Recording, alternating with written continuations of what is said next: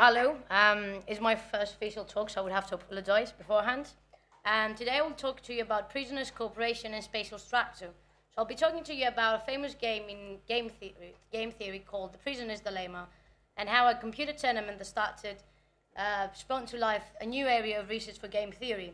Also, how me today taking advantage of a Python library, which is called Axelrod Python library. I was able to conduct my research for my summer dissertation. So literally, it's going to be the story of my summer dissertation without me trying to complain about it. I will have to introduce myself. Hi, I'm Nikoleta, and I come from a really small island in Greece called Kos. My background, I graduated from the Technological Institute of Patras in 2015, where I've been studying business analytics and information system. I came straight away here to Cardiff, where I did my MSc in operational research and applied statistics, and started from October, I will be doing my PhD in game theory. As a summary, hi, I'm Nikoleta, I'm a new programmer. Today I'll be talking to you about prisoners. The Prisoners Dilemma is a game that goes like, a police officer arrests two prisoners, and he puts them into separate cells and he's interrogate them. Unfortunately for the police officer, he doesn't have enough evidence to convict them for a really long time. If we were to see, so he thinks of another game, a way to make them confess. So if we see this from the point of view of the prisoners, the police officer let me know that if I confess, so if I betrayed the other prisoner, then I defect, then I could get a payoff for 5, where the other prisoner gets a payoff for 0. If we both defect, so if we both betrayed each other, then we both would be taking a payoff of 1. But if we both keep silent, so we cooperate with each other, then we're getting a payoff of 3. So let's assume for a second that I am a rational human being, and I am looking at this matrix. Then I go, well, 5 is better than 3, and 1 is better than 0. So I would always choose to defect. And that's actually what happened. The prisoners would always choose to defect. And we have what is called a Nash Equilibrium, which is the solution of the game, which is at the point here, defect and defect. But the guy from the back can say, why 1 we can get 3? And that's where the dilemma happens in the Prisoner's Dilemma. So now let's say that the police officer comes back, throws them back into 2 separate cells, gets them out tomorrow and asks them the same question. And he does that again and again and again for a repeated amount of times. Then the Prisoner's Dilemma becomes the Iterated Prisoners Dilemma, which is the IPD for short. In 1980, a great man, a political scientist called Robert Axelrod, had this great idea. What if I create a tournament where people come and they play for 200 games the IPD? And then the winner will be the guy who has the better payoff at the end of the day. So now let's make it even more interesting. Why have humans play? Why not have humans actually contribute code and the code plays for them?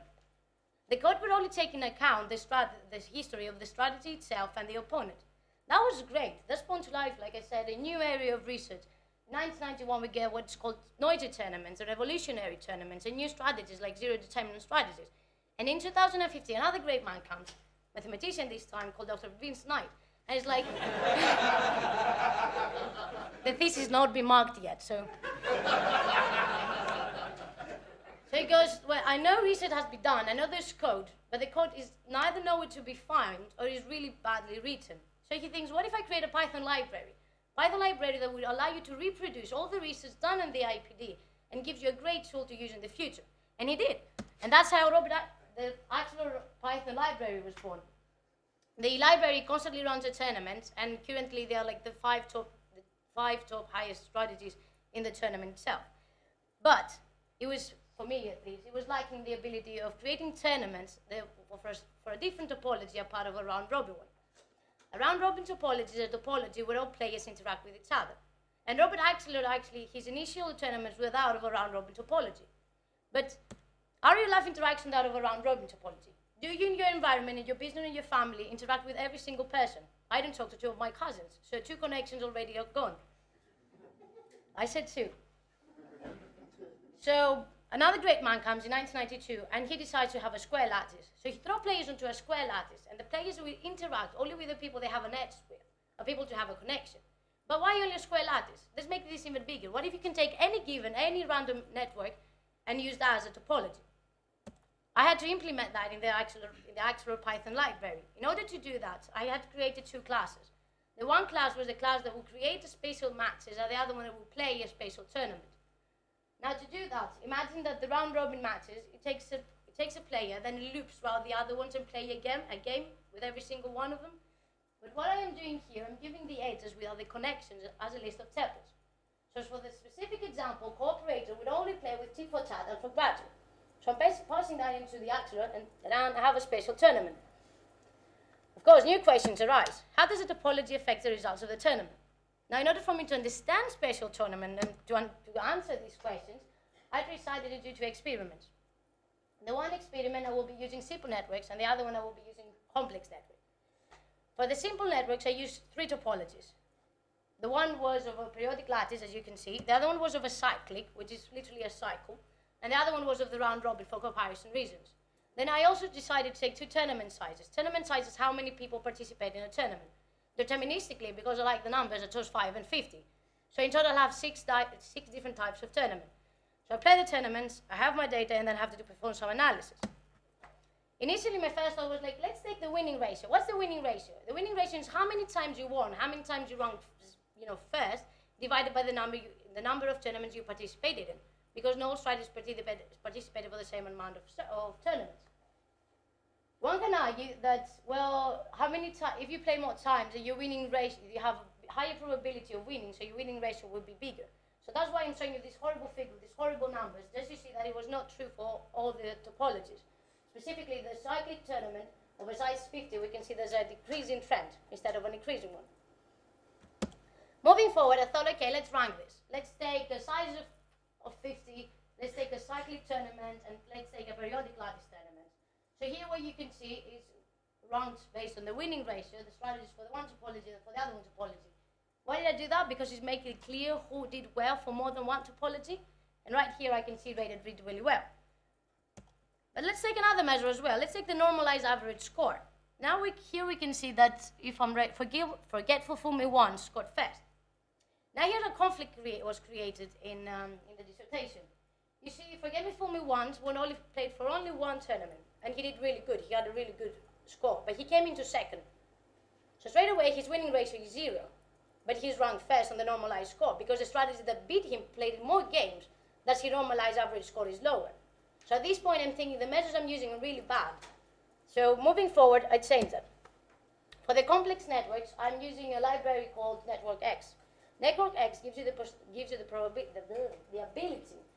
to create well, a lot of them, I chose three different types of networks. The one was of a small world network, the other one was a random network, and a complete network. One can argue again, a round robin topology is a complete network. Yes, but at this point, I'm not using the round robin maths anymore, I'm using spatial maths for all three of them. So I randomly choose one of the factions, I create a network, I throw it into Axelrod, it plays a tournament, and I do that again and again and again. So I created a lot of data where the tournament size was varying from 2 to 50. So blah, blah, blah, a lot of data. At this point, I'm not keeping track of what network is, because before I had them divided, right? I had 5 cyclic, 50 cyclic. But right now, I don't. So what I performed was a categorization based on connectivity and clustering. So whoever did graph theory would know these two measures. The other ones, it doesn't really matter.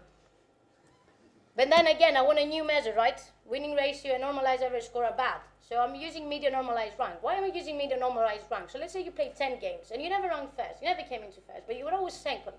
Being second in 10 games is not bad, right? Because another guy comes, he scored like last in 8 games and only 2 games he ranks first.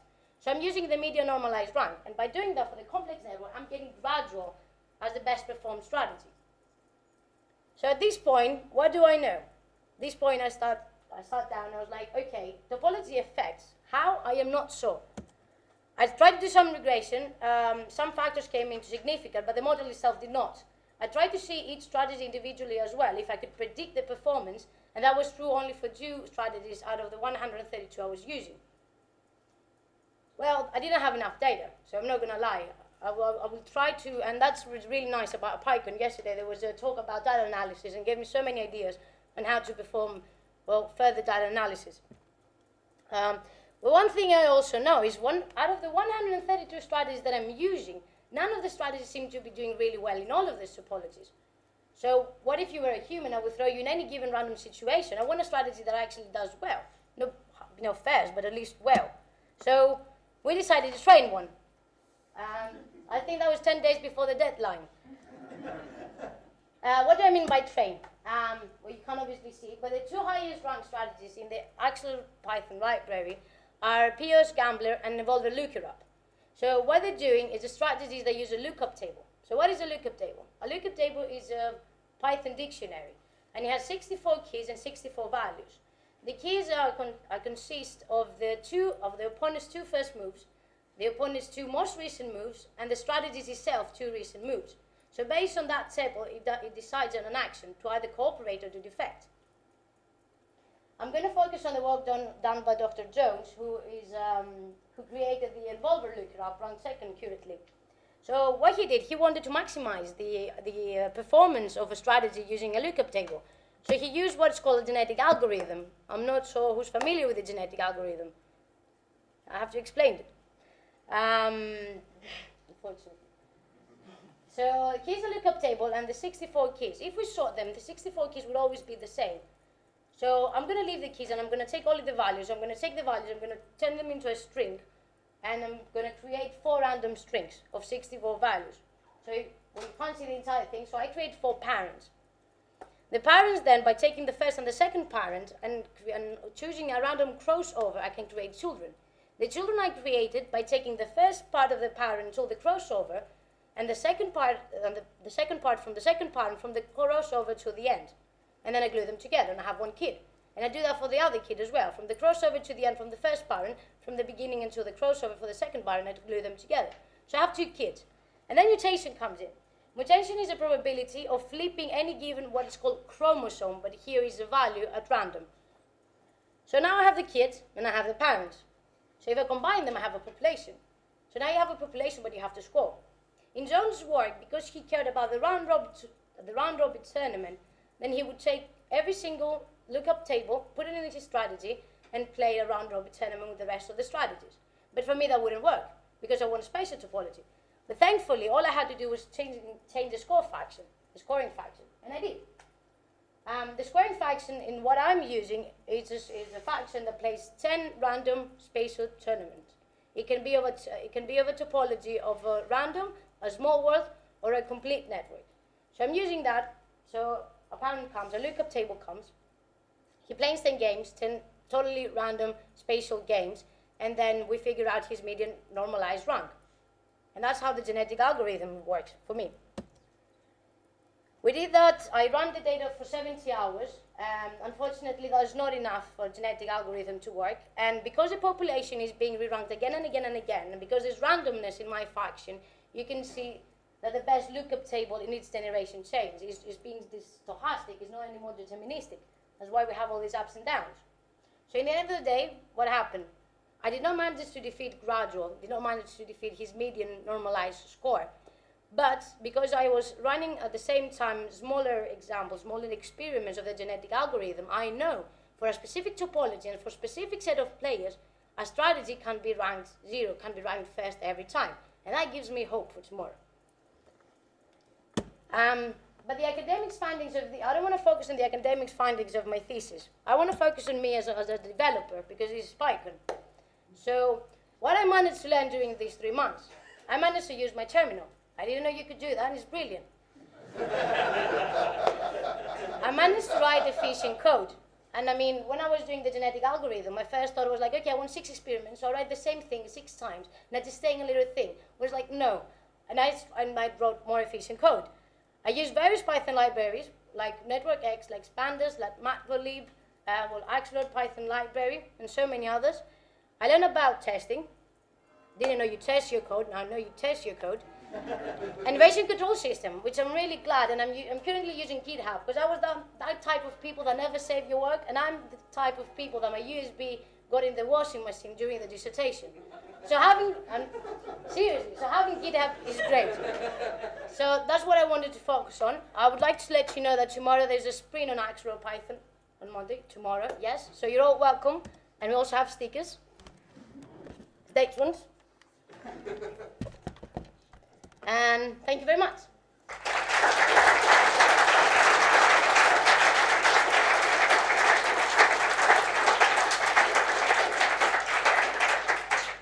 Right, does anyone have any questions for Nikoleta?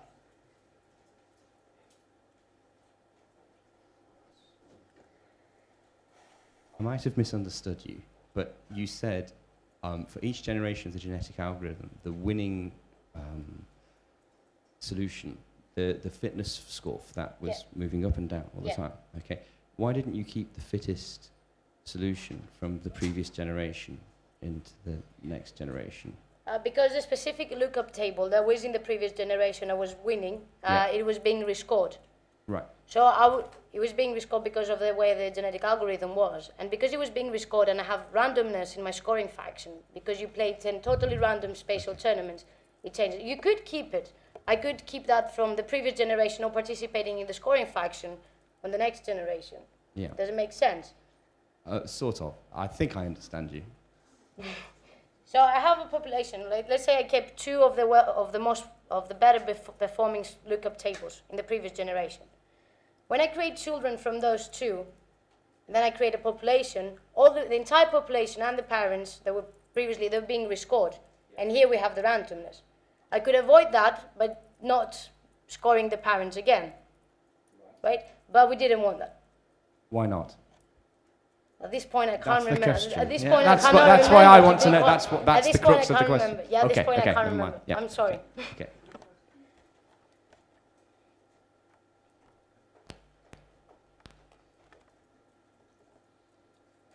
It's a really interesting and fun problem, but are there any real-world applications to it? Well, a lot of people who do biology use it because they believe, like simple organism, when they try to, like I said, there was evolution in the tournament. So they believe that we can monitor how simple organisms evolve into an environment by using that, by choosing to defect or to cooperate. So that is one application. And then there's politics as well, and negotiations. I don't know if Varoufakis did so bad in negotiations. It was a game theorist, but yeah. Okay, thanks. Yeah.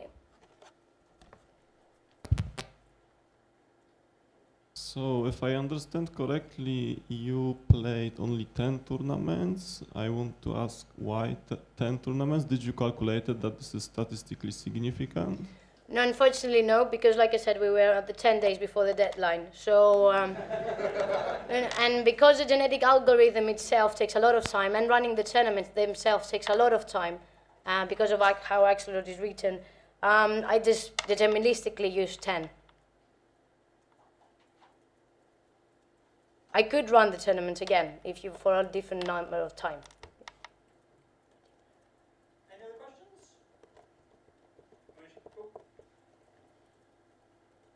Were you running all of the tournaments on a single computer? I was using the Raven, which is the supercomputer of Cardiff University. But still, to create the data, it took me 140 hours, and still I believe that wasn't enough.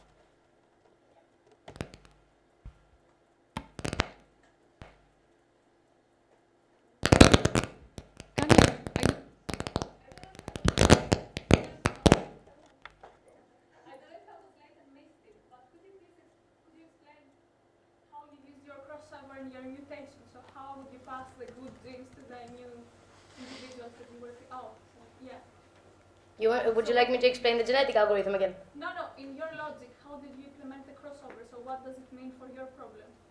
That's how the genetic algorithm uses it. It's how the algorithm works itself. So you take a random crossover, so the crossover doesn't exist. So let's say you have a string of 24, and I choose 7. So it will stop at the 7th chromosome, so the 7th value, and it will take everything before that and glue it to the, what's left? Mathematics, a mathematician? To the 17 chromosome of the second parent. So then when you glue them together, you'd have 24. Well, I was a bit interested because of your function score of your fitness function in your generations that went up and down. Yeah. I was wondering how come this happened, because usually the crossover passes the good part of your previous genes, and then the mutation adds a bit of randomness. So overall, if your genetic operators are kind of logically whatever built, you should see your fitness score improve after a few generations. Maybe the generations the number of generations was not enough because Yes, it was not enough. That is true. So maybe this is why. But Yeah, Yes, sorry. I'm just saying, like, so I was thinking, how come the crossover and the mutation did not manage to improve the fitness? We do believe at some point that how sophisticated it is, it will change, right? Like you said, if you have more repetitions and more turns, then it will stop doing that. But unfortunately, again, due to time constraints, everything was run only for 70 hours. Okay. Okay,